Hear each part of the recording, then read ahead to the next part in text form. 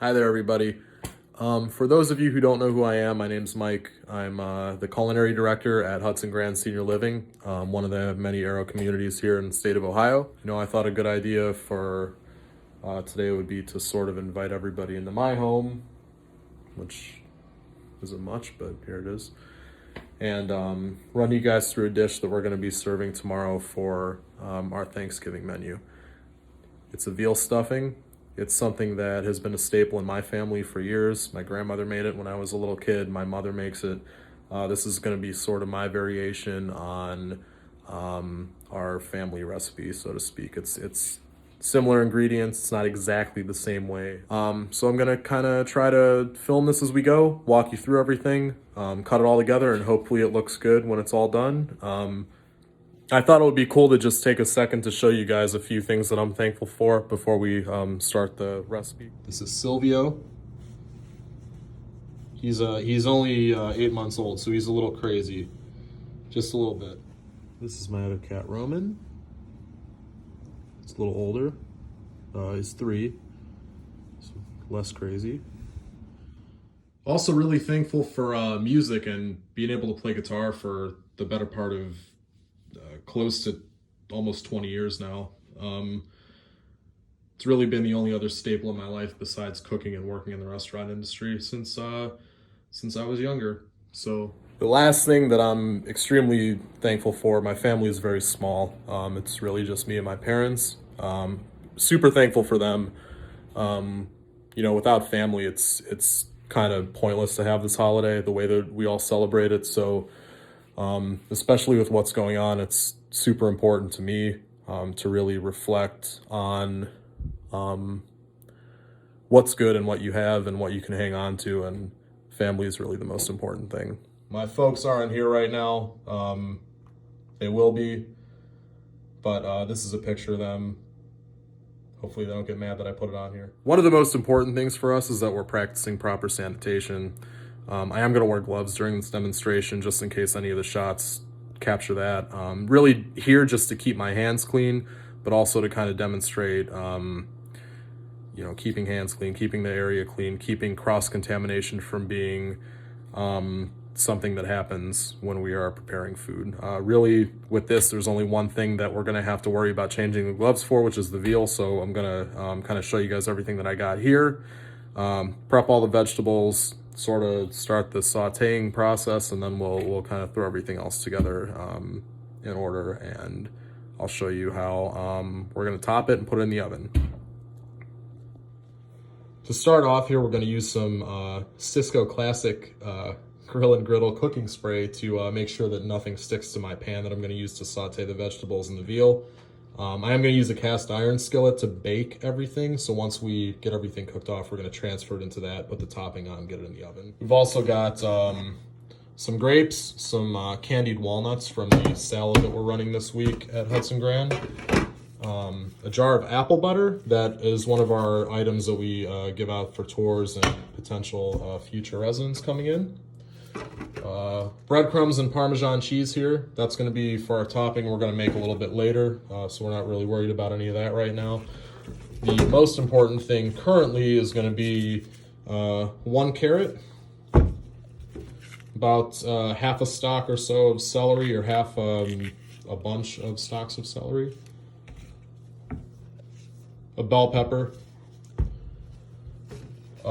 some rye bread, about a third or so of a loaf of marbled rye bread that we use at Hudson Grande. You could really use any bread you like. I love this bread. I think it's fantastic. And then we're going to cut up a bunch of shallots in there as well. I've got a little bit of ginger here. Obviously not going to use all of this. It's going to probably be one little section off of this knob that I have here that we're going to grate up and throw in there as well. And then we've got about probably 1 1/4 pounds of veal, ground veal. So that's going to be the base for everything, and it's going to kind of bring everything in together. Let's get started. So if I'm working on a soup, we're making a mirepoix, we're doing anything really that pertains to vegetable waste, I'll try to grab one of these and keep it close by. I used this container to transport all the stuff from Hudson Grande to my apartment. So basically, I'm going to use this for trash. If you guys see anything going in here, that's what this is going to be right here for the time being. So the first thing we're going to actually do is grab all the vegetables. We're going to clean all of the seeds, peel what needs to be peeled, sort of cut everything up. Throw them into a mixing bowl, make sure my pan's hot before I throw it in. Throw a little bit of butter, a little bit of olive oil into the pan, and saute all the vegetables. So here we go. Please make sure your knives are sharp. I find that all too many times when I'm at home cooking for myself, that my knives here are not kept as well as they should be. So please make sure that your knives are sharp before you start. It's not worth the injury risk to have them dull and to just skip over it. So take the extra couple minutes, make sure your knives are sharpened. So we've got some finely diced celery here. I like celery for the flavor. I don't really like it for the texture. I try to keep it pretty small when we do this. It's going to mix up with some other vegetables anyway, so you're going to get some texture from the carrot and from the pepper as well, but we're going to mix all this together.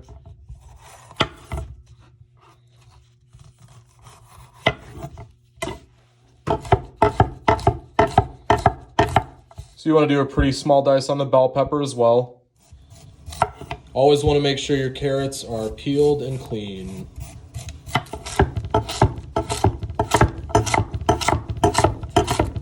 Now for the shallots, we just want to kind of slice them up and throw them in there.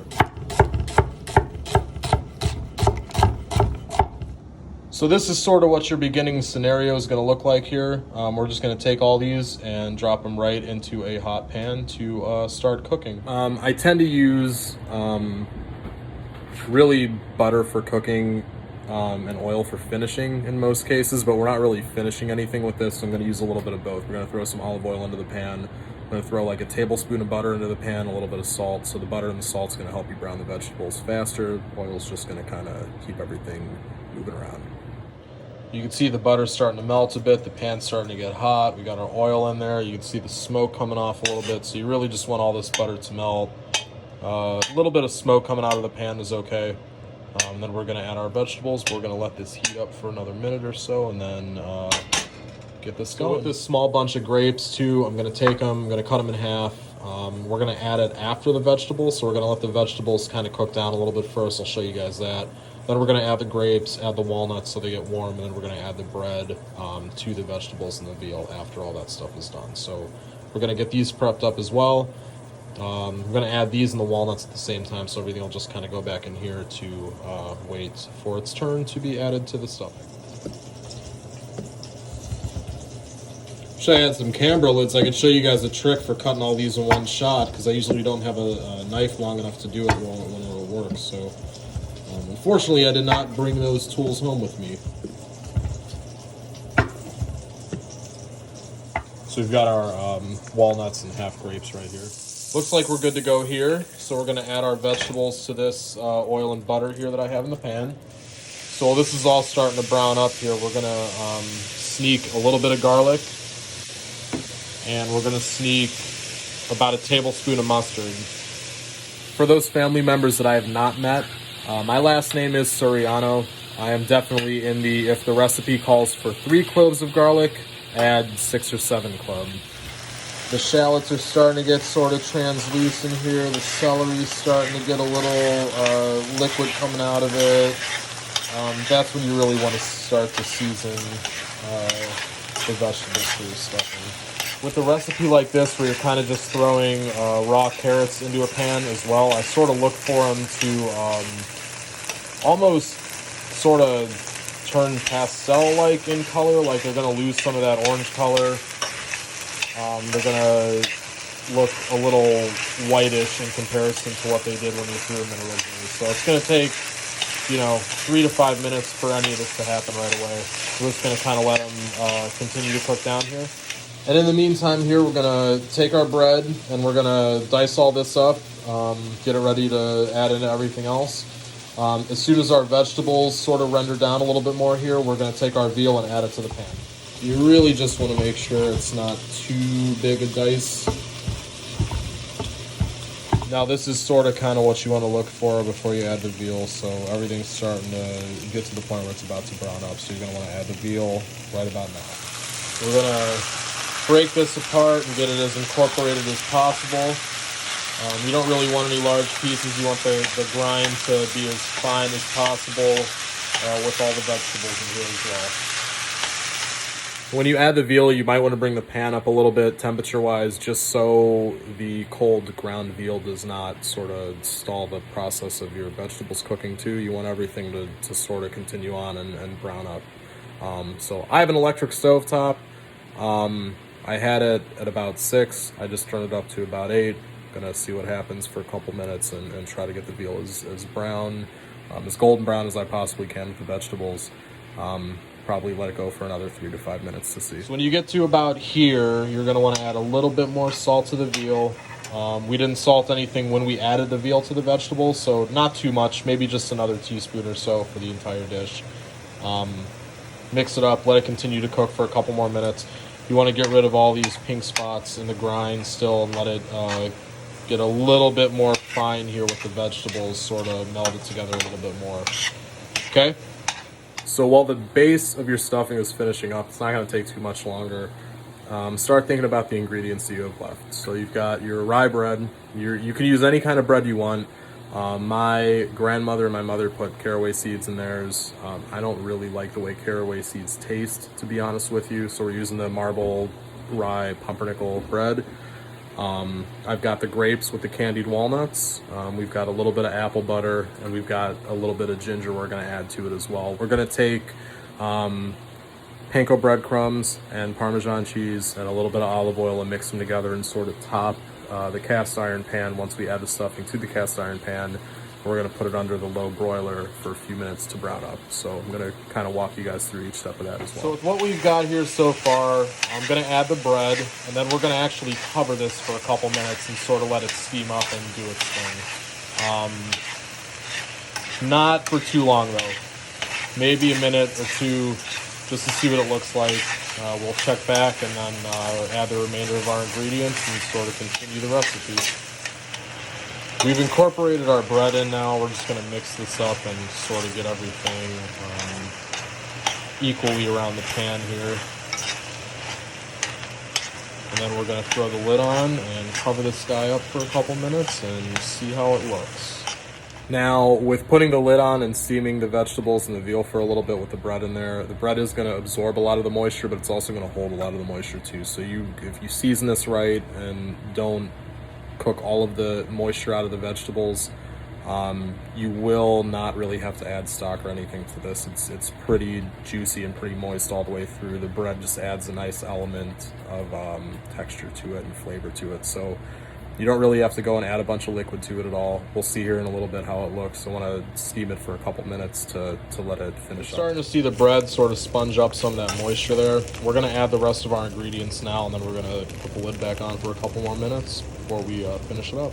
We're just going to take our halved grapes and candied walnuts and sort of add them into everything. Nothing really special here. We just kind of want to mix everything together to make sure it's all incorporated equally. The last thing we're going to add here, besides the ginger right at the end, is about a tablespoon of this apple butter that we make at Hudson Grande and send out to all of our tours and guests and potential future residents. So I'm going to add this. We're going to steam up the mixture for another minute or two, and then we're going to throw it in a cast iron pan and put it in the oven. Okay, everybody, so we've added a little bit of ginger to this, and we've steamed it for a couple more minutes so you can see everything sort of all one, if you will. The bread and the veal and everything sort of incorporated together. We're going to spoon some of this out into a cast iron skillet, and we're going to put some topping on it, and we're going to put it under the low broiler in my oven here for a couple minutes to brown up. So let me walk you through that. I'm going to use some of our wonderful Cisco Classic griddle and cooking spray here for this, and throw it in a cast iron. So you just want to make sure that you get everything in the pan evenly. You don't press down super hard and make a cake out of it or anything like that, but you want it to be even. You want it to look nice when you pull it out of the oven and when you put it on the table to serve your family. So now that you've dirtied every pot and pan and utensil and everything else in your kitchen, you find yourself at the final step where we're just going to finish this off here. I've got a bowl of breadcrumbs and Parmesan cheese, about half and half, so whatever amount you want to use. This is about 1.5 cups to 1.5 cups. I like a lot of Parmesan cheese.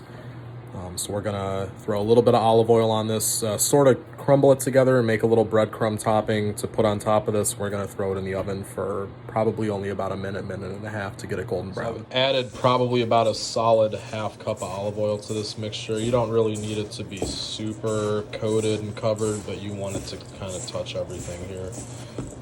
If some pieces end up being bigger, some end up being smaller, that's fine. Now again, it's up to you how much of this you want to add. You can leave more open space than I did. You can cover the entire thing. Do whatever you want to do. I'm gonna throw this in my oven now for a couple minutes, and we're gonna let it get golden brown, and we're gonna have ourselves a nice dish of veal stuffing to throw on the Thanksgiving table. All right, so we've got our pan of stuffing out of the oven here, and I think we can call that a nice golden brown. I'm just going to put a little bit of parsley on top of this, and it's going to be ready to throw on the table for Thanksgiving. And there we go. This is our finished pan here, and we're going to throw this right on the dining room table for our dinner tomorrow for Thanksgiving. I hope that everybody enjoyed the video. I did this in a bunch of small segments. I'm not really sure how long it's going to be, so if you made it all the way to the end of the video, I appreciate it. Thank you very much for watching. I hope that you guys try this recipe. It's delicious. It's been in my family for, I couldn't even tell you how long, at least 32 years that I know of, probably way, way longer than that. I really want to say thank you from the bottom of my heart that I am able to come in to work every day with a sense of accomplishment to provide services to your loved ones. To make sure that everybody has the best possible dining experience. I know it's hard sometimes. We really do put our best foot forward every day, and I'm extremely thankful for you guys to be part of that, for everybody to be here. I hope that I do get to cook this for you next Thanksgiving. Please let us know what you're thankful for in the comments for the video, and just get to us and let's have a conversation. Thank you guys again. I hope everybody has a fantastic, safe holiday, and we will see you guys very soon. Bye.